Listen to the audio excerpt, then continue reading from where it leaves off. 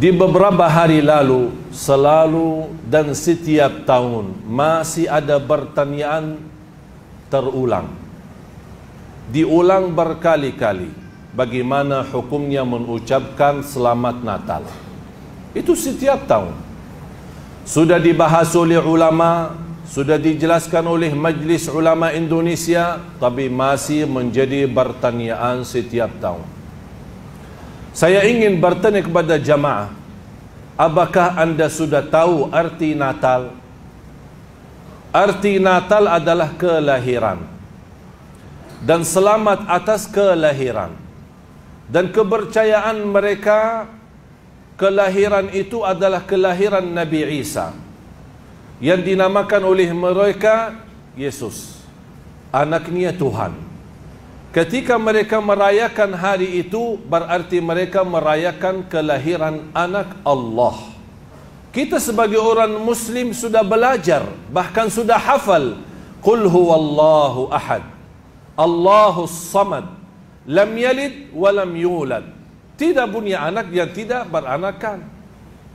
Berarti kalau Allah tidak punya anak, kita sudah percaya dan yakin Allah subhanahu wa ta'ala Maha Esa, Al-Wahidul Ahad, Al-Hayyul Qayyum, Maha hidup dan Maha berdiri sendiri. Allah subhanahu wa ta'ala Maha berkuasa. Allah subhanahu wa ta'ala Maha kaya, tidak tergantung kepada makhluk siapapun.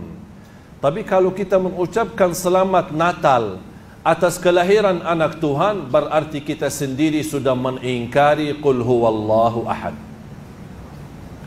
Ada orang berkata toleransi, kita kan basa-basi. Bagaimana kalau mereka mengajak kita makan babi? Boleh enggak basa-basi?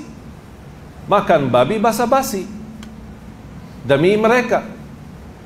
Kalau memang boleh makan babi, boleh ucapkan Selamat Natal.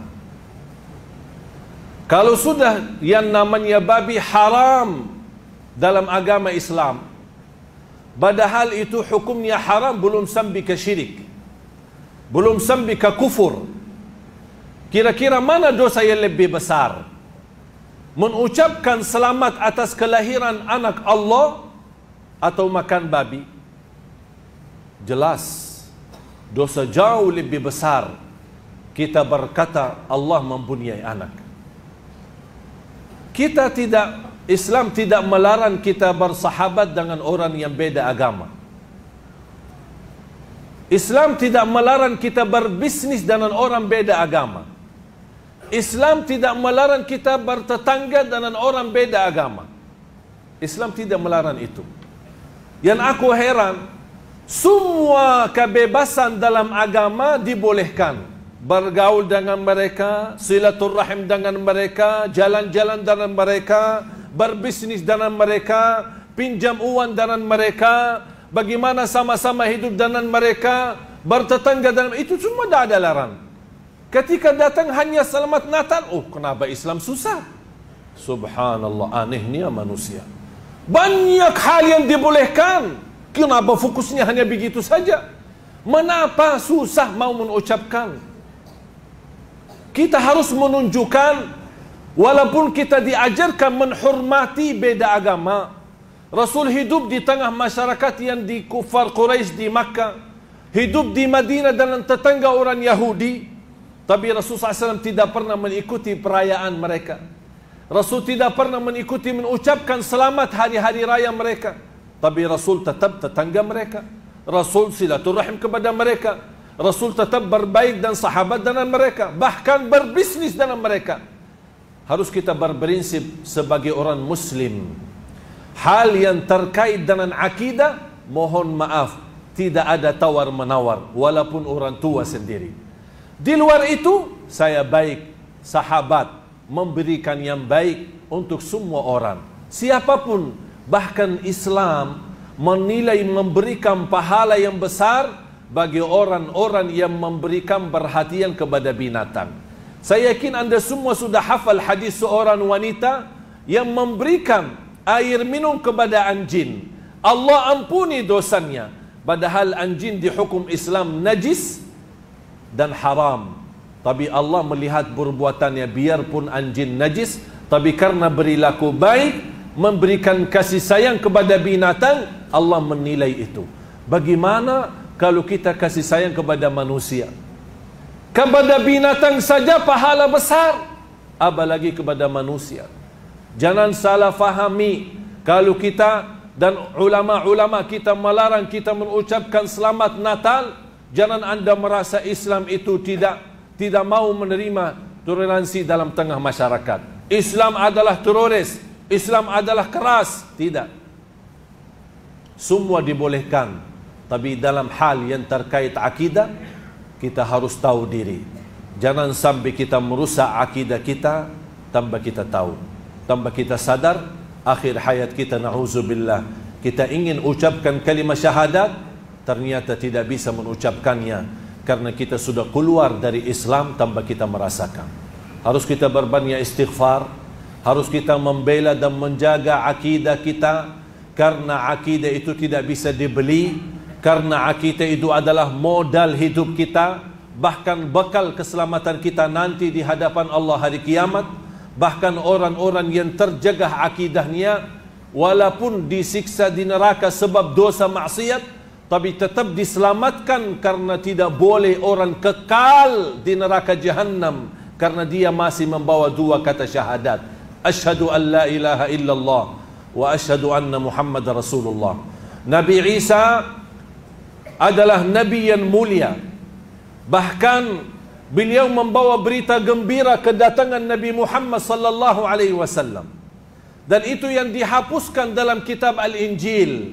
Padahal Nabi Musa sudah menyampaikan berita gembira, akan datang setelahku orang yang mulia bernama Nabi Muhammad. Di riwayah bernama Nabi Ahmad.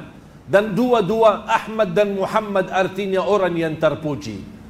Nabi Isa orang-orang Nabi, dan tidak sah iman seorang mukmin kalau dia tidak percaya kepada Nabi Isa, bahkan kepada seluruh Nabi. Dan kita sudah hafal rukun-rukun iman, di antaranya percaya kepada seluruh Nabi dan Rasul.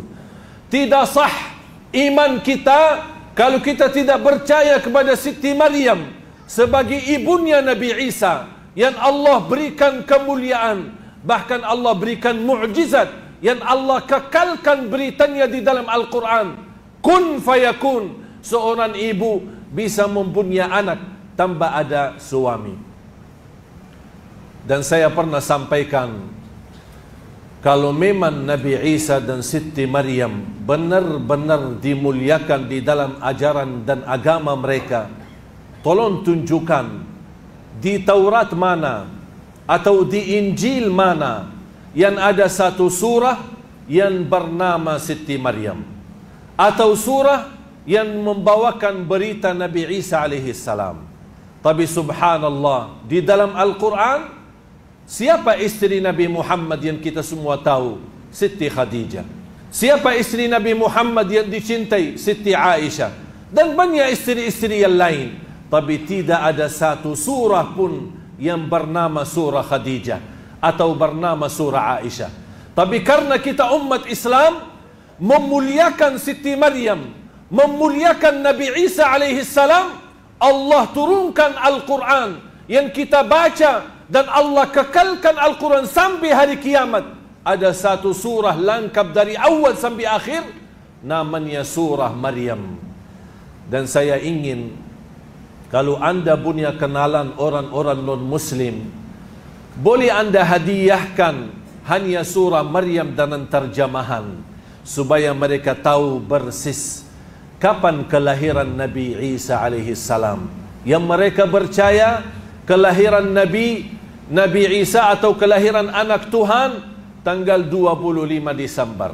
Padahal di dalam Al-Quran, kelahiran Isa itu adalah di musim turunnya buah kurma yang dinamakan rutab. Rutab itu adalah kurma separuh atau setengah matang.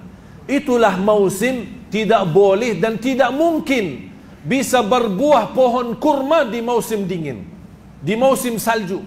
Harus musim panas, bahkan panas sekali baru bisa berbuah. Allah ceritakan persis keadaan kelahiran Nabi Isa, tapi mereka merubahkan dalam sejarah dan mempalsukan cerita Natal, menjadikan 25 Desember yang menjadi hari-hari biasa, hari dingin dan hari sejuk. Yang kita lihat sekarang di negeri barat memang musim salju, musim dingin, termasuk di negeri Arab sendiri. Oleh karena itu jamaah sekalian, jangan pengaruhi dari media yang benar-benar nyata, yang batil-batil nyata. Kita harus menjaga akidah dan tetap kita berakhlak baik sama semua orang. Siapapun agamanya, apapun agamanya, kita berbaik sama semua orang. Mengapa? Karena kita membawa pesan, wa ma arsalnaka illa rahmatan lil alamin. Itu akidah kita. Rahmat bagi seluruh alam, rahmat bagi binatang, rahmat bagi pohon-pohon, rahmat bagi seluruh makhluk, rahmat bagi manusia, rahmat bagi non-muslim, rahmat bagi sesama muslim. Dimanapun kita berada, membawa perjuangan Nabi Muhammad rahmatan lil alamin.